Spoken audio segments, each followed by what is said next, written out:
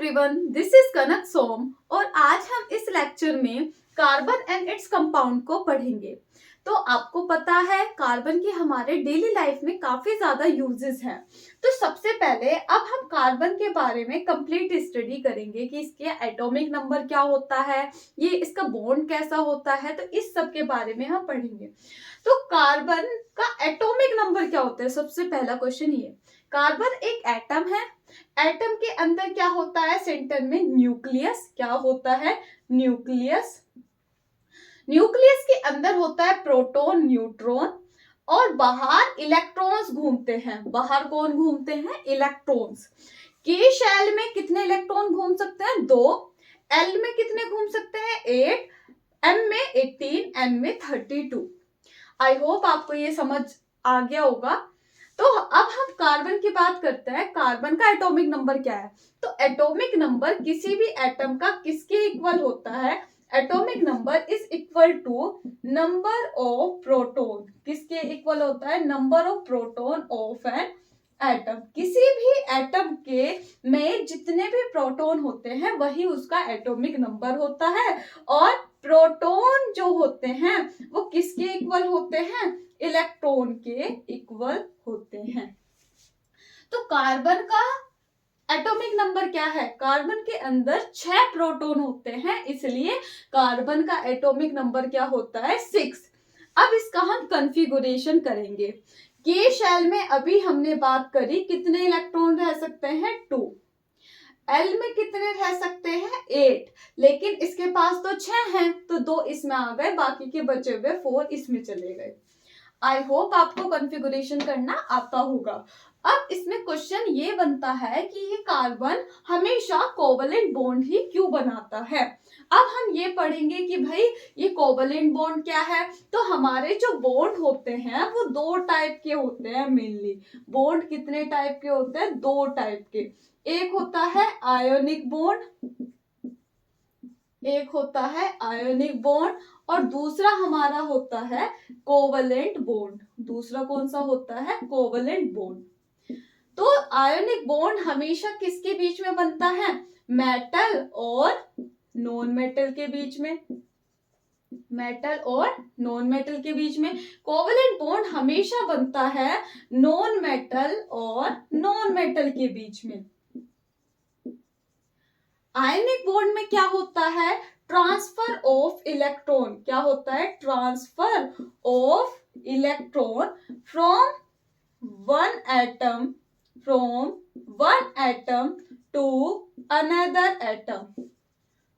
Another atom. I hope आपको समझ आ गया होगा। तो ट्रांसफर कौन कर सकता है, जो लूज कर सकता है इलेक्ट्रॉन। तो मेटल क्या होता है, मेटल इलेक्ट्रॉन को लूज करते हैं, नॉन मेटल इलेक्ट्रॉन को गेन करते हैं। तो मेटल कितने इलेक्ट्रॉन को लूज कर सकते हैं, 3 से ज्यादा मेटल इलेक्ट्रॉन को लूज नहीं कर सकते। अगर करेंगे तो एटम अनस्टेबल हो जाएगा। इसी तरह से नॉन मेटल भी 3 से ज्यादा इलेक्ट्रॉन गेन नहीं कर सकते, अगर करेंगे तो ये भी अनस्टेबल हो जाएगा। आपको ये बात समझ आ गई होगी कि मेटल कितने इलेक्ट्रॉन निकाल सकता है, 3 से ज्यादा नहीं निकाल सकता। ऐसे ही नॉन मेटल कितने इलेक्ट्रॉन गेन कर सकता है, 3 से ज्यादा ये गेन नहीं कर सकता। तो मेटल इलेक्ट्रॉन लूज करते हैं, इसलिए मेटल पे क्या आएगा, हमेशा पॉजिटिव। नॉन मेटल इलेक्ट्रॉन को गेन करते हैं, इसलिए नॉन मेटल पे आता है नेगेटिव। प्लस को बोला जाता है कैटायन, नेगेटिव को बोला जाता है एनायन। तो इसलिए ये कैसे बॉन्ड बनाते हैं, आयनिक बॉन्ड। आयन 2 टाइप के होते हैं, कैटायन और एनायन। आई होप आपको समझ आ गया होगा। या जहां आपको जिस भी कंपाउंड में मेटल नॉन मेटल एक साथ दिखे, समझ जाना इसमें कैसा बॉन्ड है, आयनिक बॉन्ड। अगर आपको 2 नॉन मेटल एक साथ दिखे तो समझ जाना कोवलेंट बॉन्ड है। तो कोवलेंट बॉन्ड में क्या होता है, शेयरिंग ऑफ इलेक्ट्रॉन। क्या होती है, sharing of electron between 2 atom. 2 atom के बीच में शेयरिंग होगी। कब शेयरिंग हो सकती है, जब दोनों ही ऐसे हों कि दोनों ही इलेक्ट्रॉन को लेना चाहते हैं, तो जब दोनों ही गेन करना चाहते हैं तो दोनों क्या करेंगे, भाई तू भी शेयर कर ले, मैं भी तुझसे शेयर कर लूं, दोनों का काम बच जाएगा। तो जब शेयरिंग से काम चलता हो तो उस बॉन्डिंग को हम कोवलेंट बॉन्डिंग बोलते हैं। अब इस कंडीशन में आ जाता है कार्बन की। कार्बन के आउटरमोस्ट शेल में 4 इलेक्ट्रॉन हैं। क्या है? 4 इलेक्ट्रॉन। इसे स्टेबल होने के लिए, कार्बन को स्टेबल होने के लिए या तो ऑक्टेट बनाना पड़ेगा, मतलब कार्बन को स्टेबल होने के लिए या तो इसको क्या अटेन करना पड़ेगा, क्या अटेन करना पड़ेगा, ऑक्टेट, या इसको करना पड़ेगा ड्यूप्लेट। तो ड्यूप्लेट मतलब क्या होता है, अगर के शेल में 2 इलेक्ट्रॉन रह जाए और आगे की शेल में कुछ ना लिखा हो तो उस कंडीशन को हम ड्यूप्लेट कंडीशन बोलते हैं। ऑक्टेट कंडीशन हम उसे बोलते हैं जब आउटर मोस्ट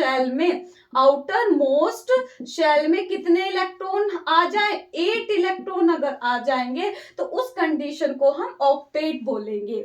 आई होप आपको समझ आ रहा होगा। तो ये कैसे स्टेबल हो सकता है, सोचो।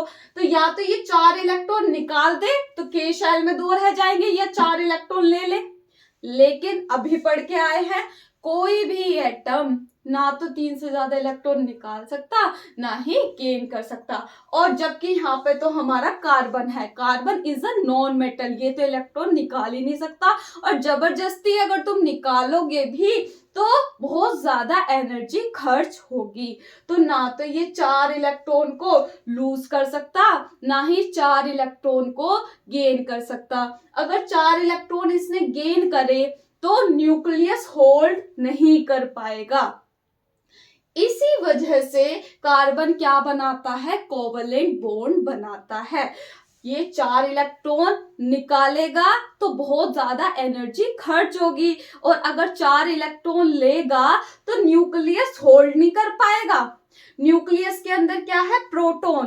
प्रोटॉन भी कितने हैं, 6 पॉजिटिव है, और 6 इसने 4 और ले गए तो 10 इलेक्ट्रॉन हो गए। क्या 6 प्रोटॉन 10 इलेक्ट्रॉन को झेल पाएंगे? नहीं, न्यूक्लियस इतने इलेक्ट्रॉन को होल्ड नहीं कर पाने का।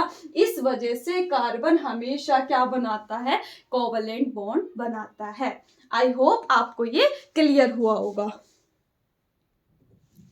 तो आप ये लैंग्वेज लिख सकते हो कि ये क्यों बनाता है, कोवलेंट बॉन्ड क्यों बनाता है, क्योंकि ना तो ये 4 इलेक्ट्रॉन लूज कर सकता, करेगा तो बहुत सारी एनर्जी खर्च होगी, और ना ही ये 4 इलेक्ट्रॉन को गेन कर सकता, अगर करेगा तो न्यूक्लियस उसे होल्ड नहीं कर पाएगा, क्योंकि 10 इलेक्ट्रॉन हो जाएंगे और 6 प्रोटॉन रहेंगे, तो 6 प्रोटॉन 10 इलेक्ट्रॉन को होल्ड नहीं कर सकते।